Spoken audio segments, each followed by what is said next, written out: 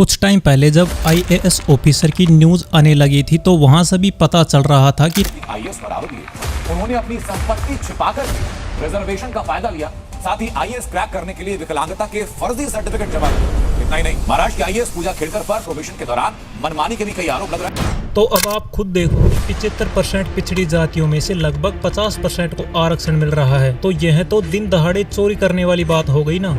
तो अब हमारी सोसाइटी ने भी वर्ण व्यवस्था एक तरीका निकाला था जो कि बिल्कुल भी सही नहीं था।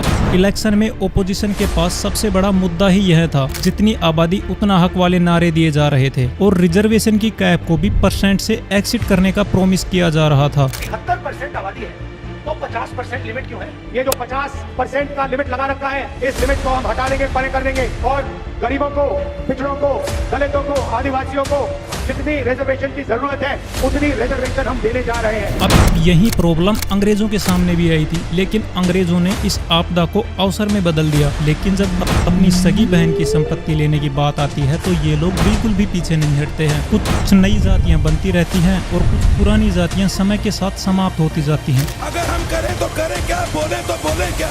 और इंडिया की इकोनॉमी में बदलाव हिंदू राष्ट्र बनने से नहीं होगा, इसमें बदलाव होगा जब हर समुदाय आगे बढ़कर हिस्सा लेगा। और इन सब चीजों को बिना जाने और समझे ही कुछ लोग बहुत ही आसानी से कह देते हैं कि पिछड़े वर्ग से तो मेहनत नहीं होती, इन्हें तो आरक्षण खैरात में मिला हुआ है।